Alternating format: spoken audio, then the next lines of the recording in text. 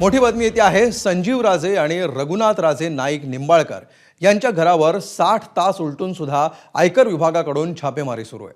तब्बल 3 दिवसांपासून चौकशी सुरू असल्यामुळे संजीव राजेंचे कार्यकर्ते सुद्धा चिंतेत आहेत। चौकशी सुरू झाल्यापासून आतापर्यंत कार्यकर्ते संजीव राजे निंबाळकरांच्या घराबाहेर ठाण मांडून बसले। निंबाळकर यांच्या घराबाहेरून याचा आढावा घेतलाय आमचे प्रतिनिधी जयदीप भगत यांनी।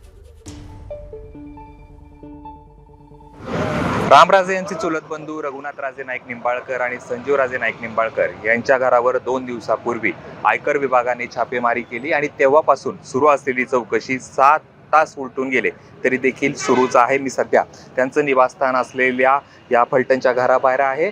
60 तास उलटून गेले तरी देखील ही चौकशी सुरूच आहे। पहिल्या दिवशी साधारणतः सकाळपासून सुरू झालेली चौकशी ही रात्री 11:30 ते 11:45 दरम्यान संपली। दुसऱ्या दिवशीची चौकशी जी आहे ती सकाळी सुरू झालेली ही देखील रात्री 11:30 ते 11:45 दरम्यान संपली। आजच्या तिसऱ्या दिवशी देखील ही चौकशी सुरूच आहे।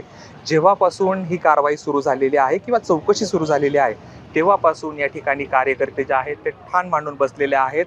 आज चौकशी पूर्ण होईल अशी अपेक्षा होती, मात्र रघुनाथ राजे नाईक निंबाळकर यांनी सकाळी दिलेल्या प्रतिक्रियेप्रमाणे ही चौकशी आणखी 2 ते 3 दिवस 2 दिवस चालू शकते असा जो आहे तो अंदाज त्यांनी व्यक्त केला असला तरी कार्यकर्ते मात्र चिंतेत आहेत की ही चौकशी संपणार तरी कधी। 1915 पासूनचे जे आहेत ते कागदपत्र जे आहेत ते तपासली जातात असं जे आहे ते सूत्रांच्या आधारे कळते। आता ही चौकशीतून समोर काय येतं हे पाहणं महत्त्वाचं असणार आहे। कॅमेरा पर्सन श्रेयससह जयदीप भगत, एबीपी माझा, फलटण।